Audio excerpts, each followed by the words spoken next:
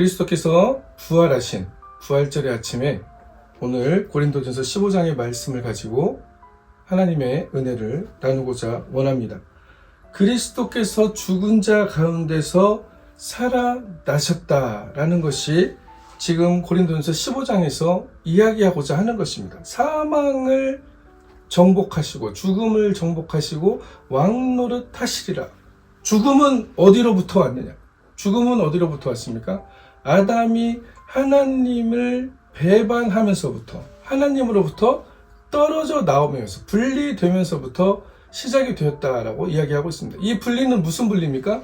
하나님과 우리에게 연결되어 있는 진짜 연결고리가 있는데 하나님으로부터 우리는 나온 자들이기 때문에 하나님이 우리를 창조하신 자들이기 때문에 우리는 하나님께 연결이 되어 있는 자들인데 그 연결되어 있음을 상실해버린 것을 말하고 있습니다. 누가 상실했습니까? 내가 상실했다는 것이죠.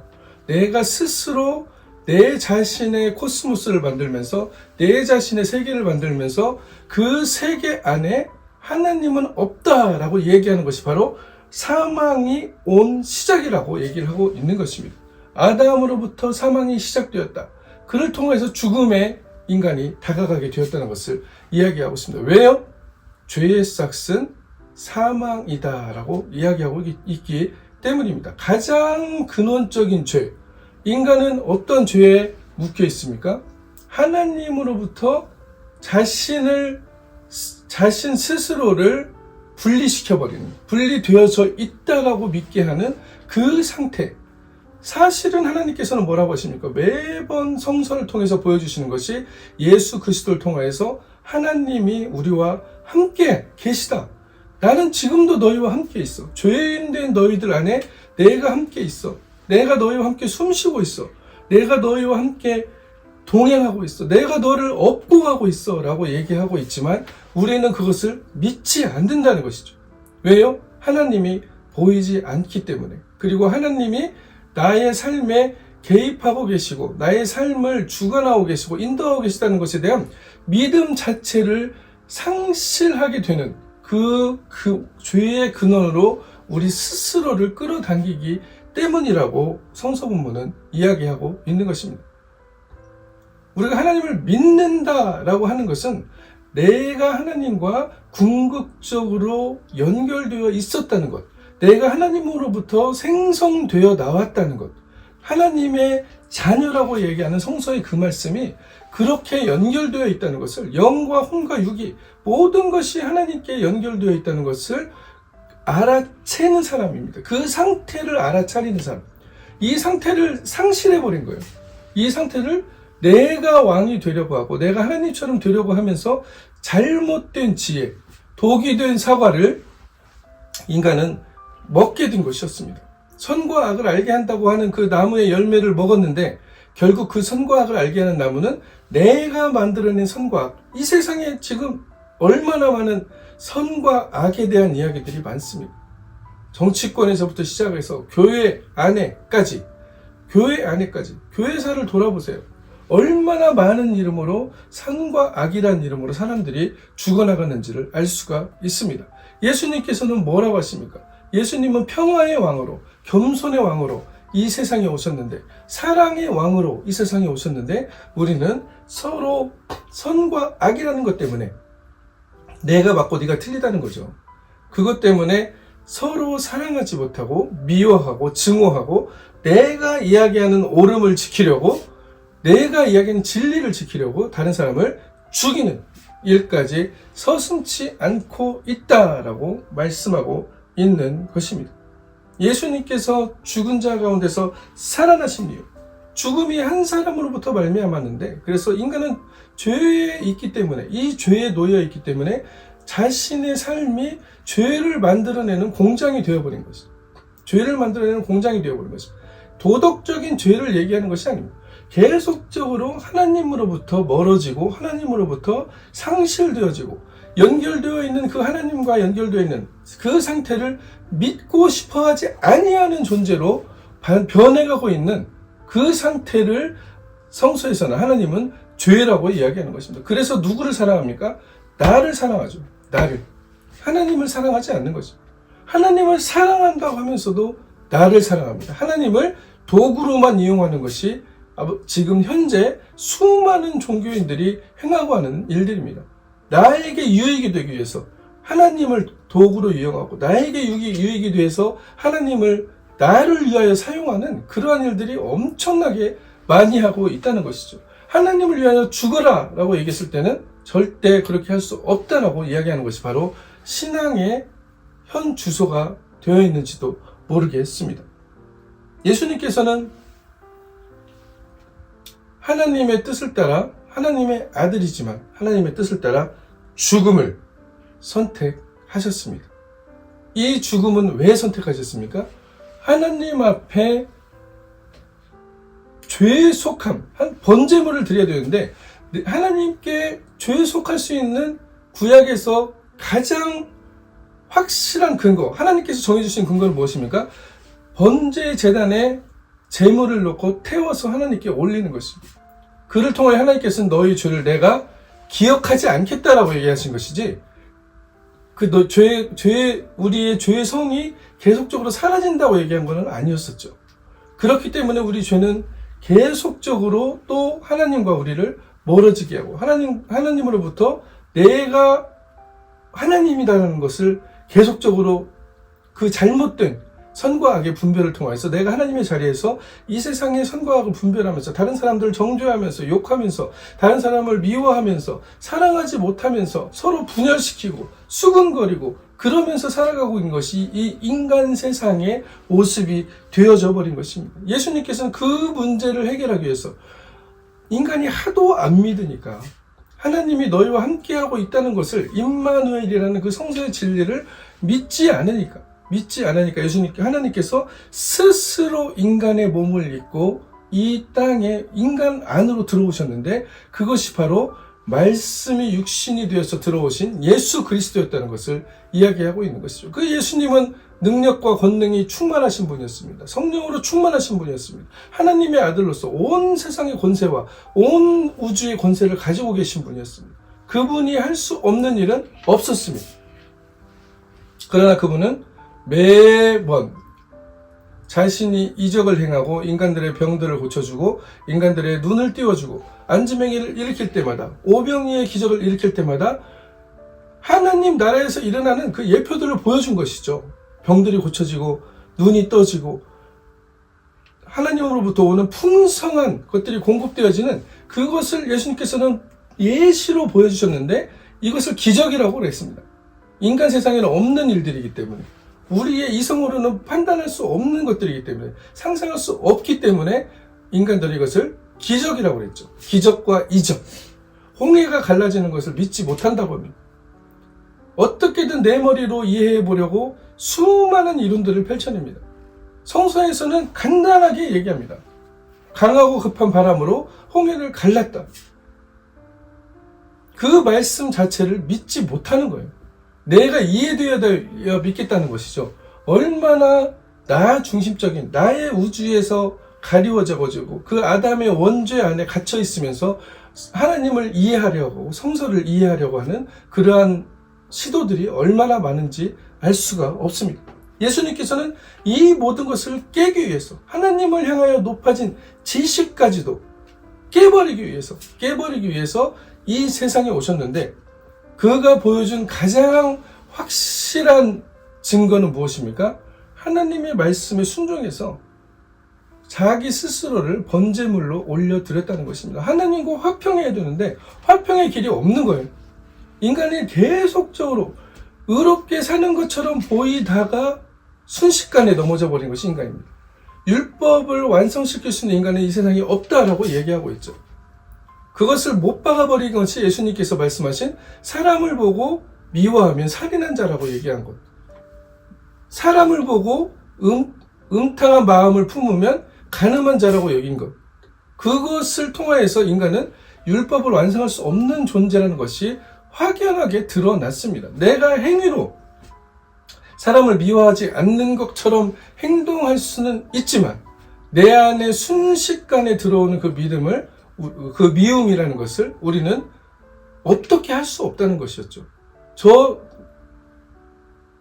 내가 미워하게 된 근거는 무엇입니까? 내가 미워하게 되는 근거는 뭐예요? 내가 옳다는 거예요. 내가 옳기 때문에, 저 사람이 틀렸기 때문에, 나의 옳은 것을 동의하지 않기 때문에 내 편이 아닌 거죠. 나의 적이 되는 것입니다. 저 사람도 마찬가지죠. 그래서 상대방을 미워하기 시작하는 것입니다. 내 뜻대로 따라주면 뭐라고 그러죠? 입에 혀처럼 해주면 자기를 싫어할 사람이 아무도 없겠죠. 그러나 인간은 그러한 존재가 아닙니다.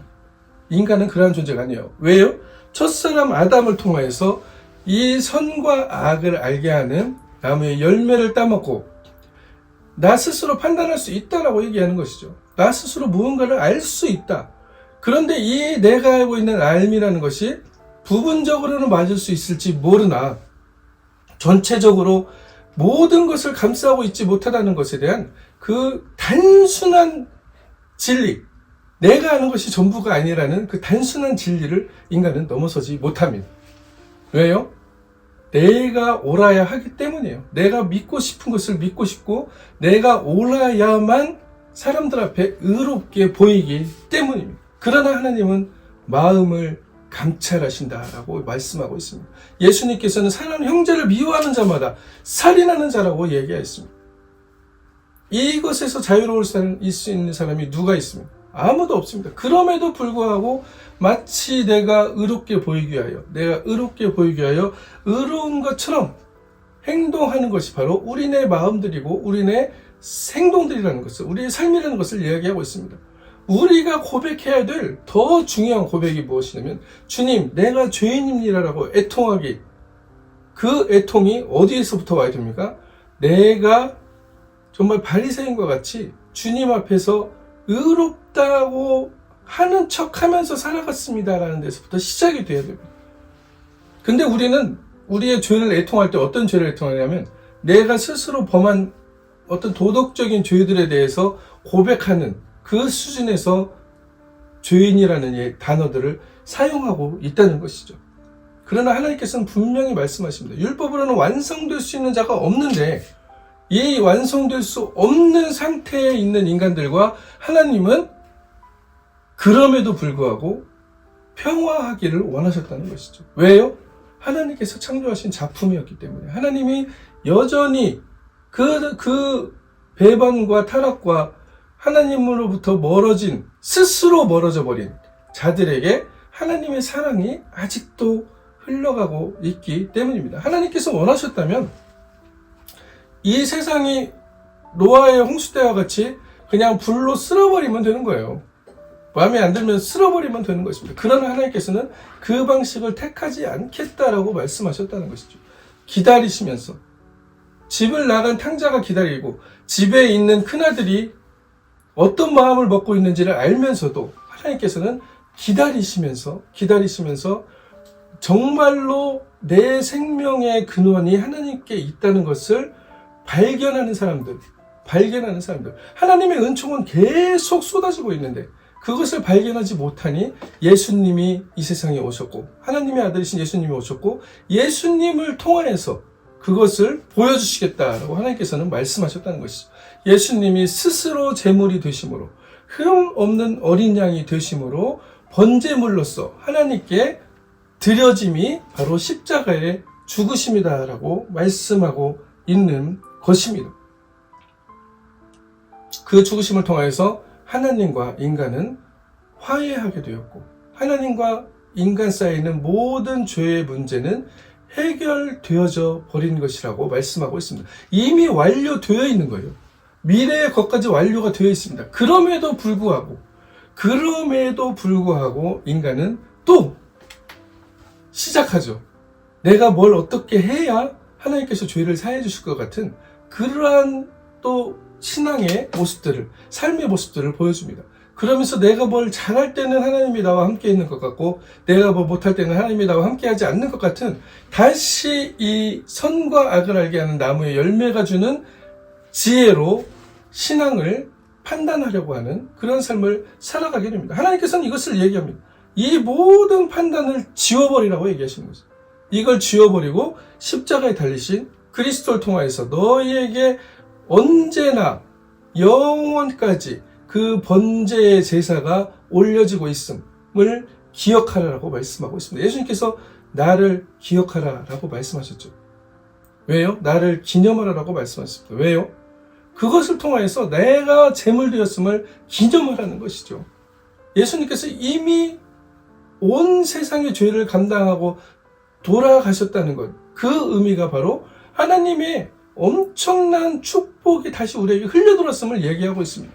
번제 제사를 통하여서 사무엘이 블레셋 앞에 블레셋 군사들이 쳐들어올 때, 에베네셀의 하나님을 이야기할 때 사무엘이 어떻게 합니까? 하나님 앞에 번제를 드리기 시작했어요.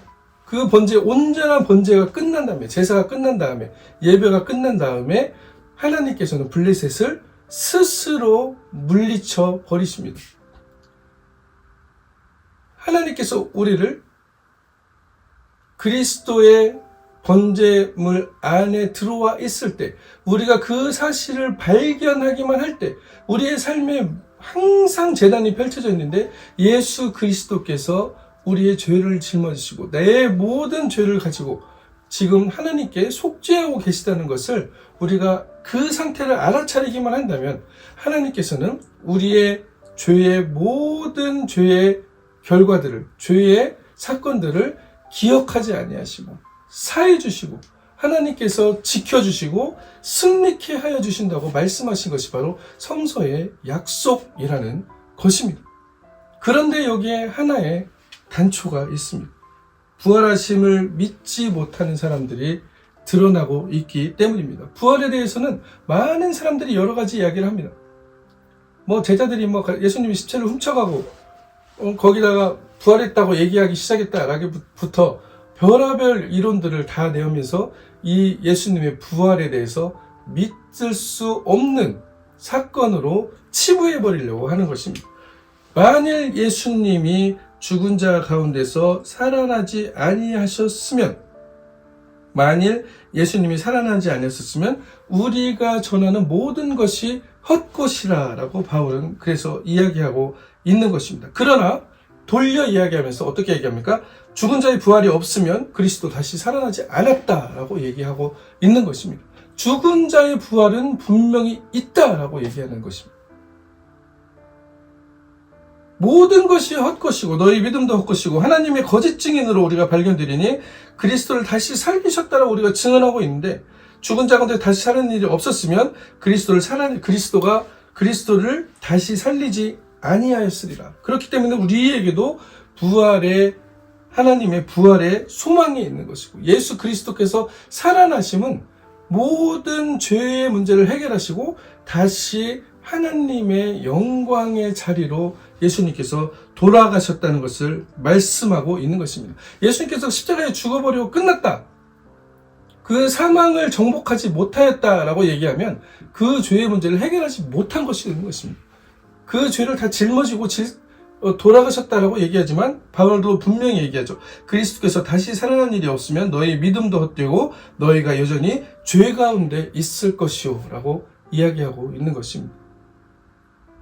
우리가 죄 가운데 계속적으로 있었을 것인데, 잠자는 자도 일어나지 못하고 모든 사람들이 망하여 버렸을 것인데, 그렇기 때문에 다만 이 세상의 삶뿐을 바라면서 살아가는 그런 사람들이었을 텐데, 고린도서 15장 19절에 그렇게 얘기하고 있죠. 만일 그리스도 안에서 우리가 바라는 것이 다만 이 세상의 삶뿐이면 모든 사람 가운데서 우리가 더욱 불쌍한 자인이라 라고 이야기하고 있는 것입니다.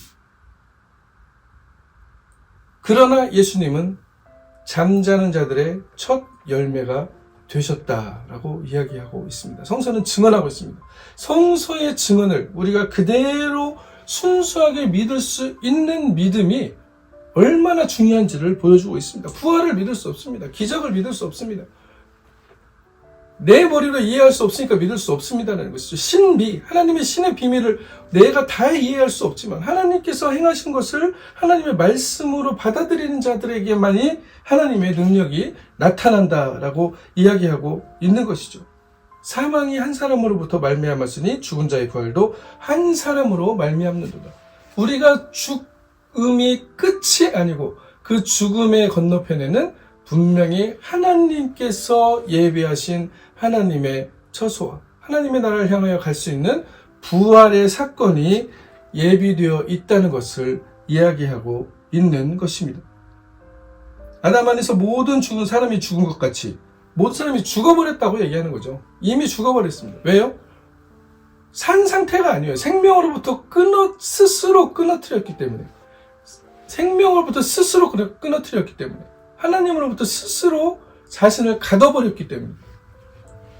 그리고 그 안에 죄의 공장을 만들어가지고 하나님과의 열매가 맺히는 것이 아니고 성령의 열매들이 맺히고 사랑과 희락과 화평의 열매들이 맺히는 것이 아니고 수군거림과 시기와 질투와 미워함과 전쟁과 평화하지 못함과 이런 것들이 용서하지 못함과 용납하지 못함과 서로 비방하는 말과 이런 것들이 서로 경쟁하고 내가 저 사람을 어떻게든 딛고 일어서야 되고 이러한 모습들이 이 세상의 모습으로 열매 맺혀졌다는 것을 얘기하는 것입니다. 이것이 바로 다 죽어있는 상태라는 것이죠. 왜요?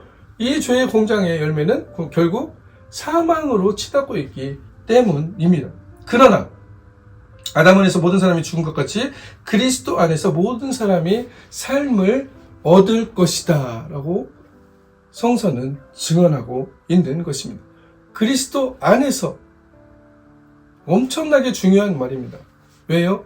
예수 그리스도를 통하여서만이 하나님과 화해할 수 있는, 화평할 수 있는 길이 열렸는데 창조주이신 하나님, 공의이신 하나님, 자신의 공의를 버릴 수는 없었지만 스스로 아들을 보내셔서 그 아들이 번제물이 되게 하심으로 우리를 사랑하고 우리를 계속적으로 지켜줄 수 있고 우리를 적으로부터 보호할 수 있고 우리에게 승리를 주고 싶어서 안달나신 그 하나님이 만들어내신 최고의 해결책이 바로 이거였다는 것입니다. 그러면 우리는 어떠한 백성이 되는 것입니까? 이제 하나님과 다시 화평한 백성이 되는 것이고 하나님과 화평한 하나님의 자녀가 되는 것이고 하나님의 자녀로서의 삶은 어떤 삶입니까? 왕의 자녀로서의 삶을 살아가게 되는 것입니다. 우리에게 이것이 보여지는지 안 보여지는지가 중요한 게 아니에요. 언젠가 이 현실에서 우리가 그것을 믿고 나가면 하나님께서 원하시는 때 하나님께서 영광 받으시기 위하여서 그 영광을 우리의 삶에서 하나님께서는 분명히 드러내시겠다라고 말씀하고 있는 것이죠. 이 약속을 믿는 사람들이 복된 사람들입니다. 이 말씀을 믿는 사람들이 복이 있는 사람들입니다. 그러면 이 복을 받고 복이 있으면 뭐 하냐는 거죠. 이 복을 가지고 어떻게 됩니까? 복을 누리면서 살아갈 수 있는 사람들이 되어야 되는 것이죠. 아무리 많은 것들을 황금 궁전을 지어놓고 베르사유 궁전, 루이 18세 세계 최고의 정원이라고 하는 궁전이라고 하는 그 프랑스 베르사유 궁전을 짓고 어떻게 됐습니까? 본인은 살아보지도 못했어요. 아무리 많은 것을 가지고 있어도 누리지 못하면 그의 자녀들은 어떻게 됐습니까? 프랑스 혁명으로 그들도 2년인가에서 몇 년 살아보지 못하고 다 죽었습니다. 세상이 주는 그 복들을 우리가 추구하고 찾으려고 하다 보면 그것 찾다가 끝나는 경우가 많다는 것이죠. 마침 내가 악인의 형통을 부려워하지 말라. 왜 악인이 형통한 것을 부려워하지 말라고 합니까? 그것의 끝은 궁극적으로 사망이기 때문입니다. 우리가 하나님 안에서의 형통함을 추구해야 되는 것이고 하나님으로부터 오는 그 형통함의 과정들을 우리가 이겨내서 그리스도의 영광이 드러나도록 우리가 그 기다림과 인내와 기도의 시간들을 통해서 하나님의 열매가 진정으로 맺혀짐이 이미 맺혀져 있는데 그것이 현실로 탁 하고 여호와의 준비하심이 드러나는 그 순간을 우리가 기뻐하고 기다리며 마치 그것을 쟁취한 자들처럼 살아가는 것이 바로 그리스도인들의 신앙인 것입니다. 이 세상을 따르지 않고 이 세상의 방식대로 살지 않고 저렇게 가면 망할 것 같은데 하나님께서 그것을 통해서 이 사람들이 살아가는 것보다 훨씬 더 놀라운 기적의 열매들을 맺혀주시고 풍성과 영광의 열매들을 맺혀주시겠다고 하신 것이 바로 하나님의 약속입니다. 이것을 우리가 쟁취할 수 있는 권한이 어디에 있습니까? 바로 예수 그리스도 안에 우리가 있을 때 그리스도를 통하여서 하나님과 온전한 화평의 관계를 가지게 되고 왕의 자녀의 권세를 우리에게 얻게 하셨다라고 말씀하고 있는 것입니다. 우리가 각 차례대로 첫 열매이신 예수님이 살아나셨던 것처럼 첫 열매이신 그리스도가 그 다음에는 그가 강림하실 때 그리스도에 속한 자들이 다시 살아날 것이고 그 후에 마지막이니 그의 모든 통치와 모든 권세와 능력을 멸하시고 나라를 아버지 하나님께 바칠 때라고 말씀하고 있는 것입니다. 맨 나중에 그렇기 때문에 멸망받을 원수는 사망이다라고 얘기하고 있습니다. 더 이상 죽음이 통치할 수 없는 나라는 것이죠. 모든 사람들이 가장 두려워하는 것이 무엇입니까? 모든 사람들이 가장 두려워하는 것이 죽음이 끝이라고 생각하는 것이에요. 그렇기 때문에 죽음 앞에서 벌벌 떨면서 생명을 구걸하고 죽음 앞에서 내가 가지고 있는 것을 아무것도 가져갈 수 없음을 그때서야 발견하게 되는 그러한 허망한 일들이 생기는 것입니다. 그래서 그리스도인들은 우리의 보물을 하늘에 나의 거할 처소에 쌓아두고 이 땅에서 하나님이 주신 복으로 우리가 얻은 것들을 하나님의 자녀들과 함께 누리며 살아갈 수 있는 그 복을 추구하며 살아가야 된다는 것을 이야기하고 있는 것입니다. 오늘 부활의 아침에 예수 그리스도께서는 진정으로 부활하셨습니다. 예수 그리스도는 진정으로, 독일어는 그렇게 얘기하죠. Christus ist wahrhaftig auferstanden. wahrhaftig이라는 말을 사용합니다. 진실로 부활하셨다. 내가 이해가 되고 안 되고가 중요한 것이 아니라는 것을 얘기하는 것입니다. 그리스도의 부활이 없으면 우리의 부활도 없을 것이고 우리의 모든 믿음이 헛것이기 때문입니다. 그 사실을 우리가 인정하고 하나님의 비밀로서 신비로서 받아들일 때 하나님께서는 우리를 부활에 동참하게 하시고 고난에 동참하게 하신 것처럼 궁극적으로는 예수 그리스도의 부활을 통하여서 그 놀라운 하나님의 영광을 우리의 삶에 이 현실에서도 드러내실 것이라는 것을 말씀하고 있습니다. 여러분들이 신뢰하고 그 신앙을 가지고 기도하며 나갈 때 하나님께서는 분명히 급한 하나님의 손으로 이 세상의 모든 적들을 블레셋을 물리쳐버린 것처럼 물리쳐주시고 승리케 하시고 하나님께서 일하시는 것들을 그들이 보고 하나님이 너와 함께 하심을 우리가 보았다라고 이야기하는 그 놀라운 영광의 순간들이 여러분들에게 다가오고 있음을, 이미 주어져 있음을 발견하시는 이 부활의 주일이 되시기를 그리스도의 이름으로 간절히 축원합니다. 아멘.